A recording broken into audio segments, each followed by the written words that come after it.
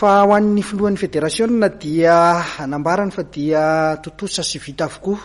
ny fandaram-potoana rehetra sy ny asa tokony nataon'ny federasiona tamin'ity etao mpilalovana ity, mitondra fanazavana sy mamitina indrindra izay lalana no diavin'ny federasiona izay ny filoha Jean-Michel Laramarson amin'ity ariva ity. Miatrika n'ilay fivorim-be ara-potoana moa zany ny fédération malagasy ny basketball nanomboka omaly sy androany. Izy io moa isa-taona zany dia ao anatin'ny statut mifehy ny fédération dia tsy maintsy atao ligue 2020 amin'ny 2020 no tonga ny anankiroa moa misy antony tsy ahafahana zany fa afaka naroso zany ny fivoriana. Ny fandaharam-potoana moa zany nomaly dia nandinika aloha zany ny evaraky ny fanaon'ny fédération dia misy fandiniana eo amin'ilay lafiny lalàna mijery momba ny règlement intérieur izahay, tao koa reo fanatsarana ny lalàna rehetra mifeny compétition, tao koa reo ataontsika hoe fanatsarana ny compétition mihitsy zany eo amin'ilay ataona hoe cahier des charges anatsarana azy amin'ny mampamaivamaivana ho an'ny rehetra sy mahatsara ny kalitao amin'izay. Nomaly koa dia nisy fandiniana ihany koa amin'izay ho avy ny fédération zany ilay stratégie hoentina ho amin'ny taona manaraka io zany hijerena hoe inona marina moa zany ny tondrana ny 3 contre 3 teo amin'ireny vokatra rehetra nataona rehetra ny roa taona rena, manahoana ny tondrana ny compétition ina compétition vaovao ary zay androany mbola ho avoaketo zany satria amin'ny taona ho avy io zany dia misy ihany ny compétition vaovao atrehana ankoatran'ireo mahazatra zany toko hoe ny mampiavaka angambany anankiray voalohany ohatra dia amin'ny taona io zany vao tena vita tanteraka amin'ny fanarana amin'ny NBA anomboana n'ilay junior NBA eto Madagasikara zany. Ao koa ny fitohizana eo amin'ny 3 contre 3 zay misy ataontsika hoe fomba fiasa vaovao ho apetraky ny fédération zany ahafahana mampivelatra kokoa azy miaraka amin'ny ligue fanapariana zany ny fanaovanay ny atao hoe championnat élite ny 3 contre 3 mba ahafahana manana base lehibehibe kokoa eo amin'ilay mpilalao zany satria zay zany anisan'ny azo lazaina hoe lesoka ihany ritran'izay roataona zay. Iatrika moa tsika amin'ny taona iny koa reo échéance rehetrarehetra zay tsy ho mora satria misy ny jeu des îles iny zany anankiray ho an'ny rehetra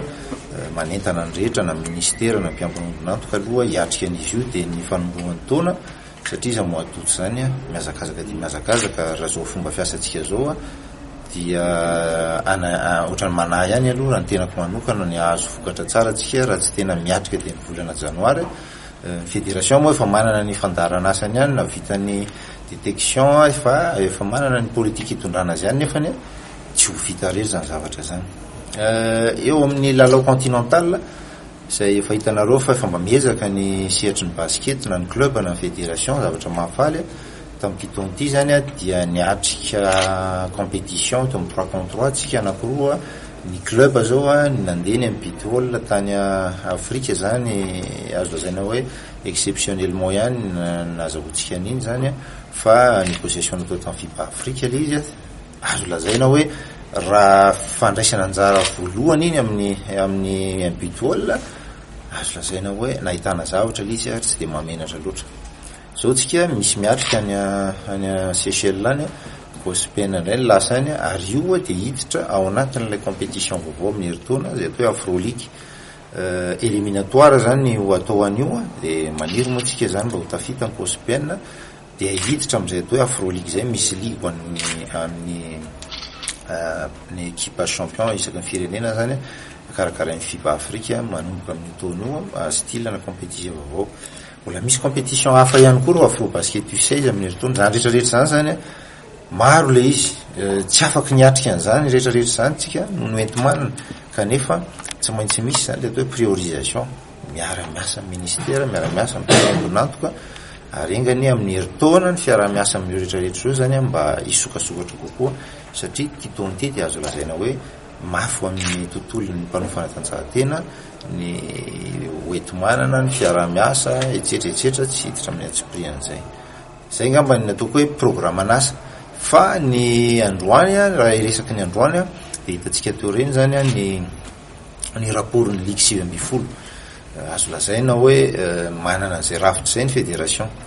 anefany hitantsika teo fa fahasahiranana maro dia maro no atrehan'ny likoa any amin'ny toerana misy azy tsirairay aby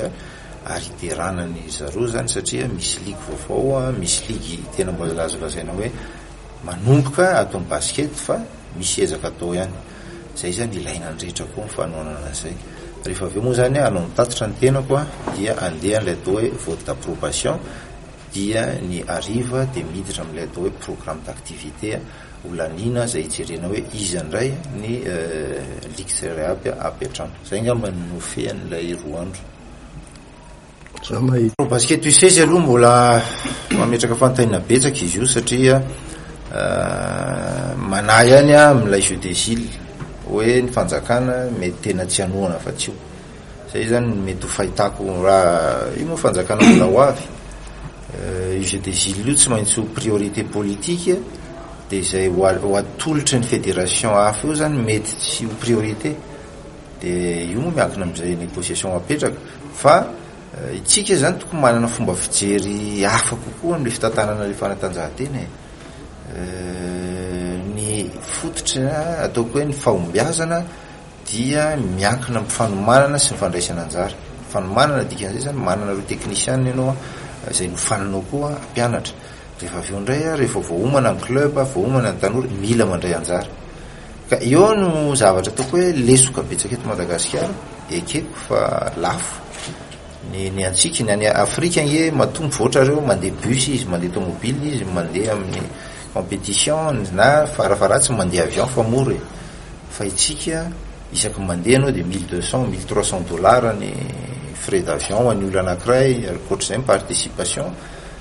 mafy be mihitsy ny itsika kanefany raha ohatsy hipetraka amin'izay foana koa dia tsy handroso mihitsy ka rehefa tsy handroso mihitsy iny ary no nandanin'andro ny pi ka eo zany no mila lanjalanjaina ary mila ataoko hoe takatr'ilay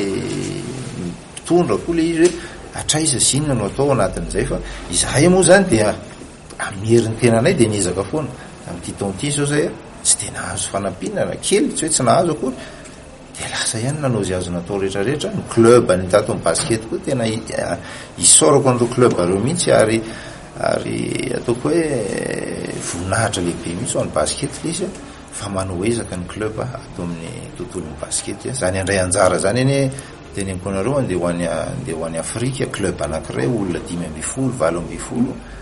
tsy mora zany ka zay zany zavatra misy fa tsy kifitsika ao anatin'izay fa tokony ngamany fa mandroso dia fiara-miasa aminareo ngamany farany tiako lazaina hoe anisan'ny lavorary indrindra koa zay aloha zavatra anankiray raha ohatra hoe mijery ny bilan de l'année tsika fa ny journaliste zany ataoko hoe anisan'ny pilier anankiray amin'ny fampandrosoana n'ity raha mangatsika ty dia isorana nareo fa tena tamin'ity taonty aloha zay dia tena afapo tanteraka misy amin'izay fiara-miasa saotra tsika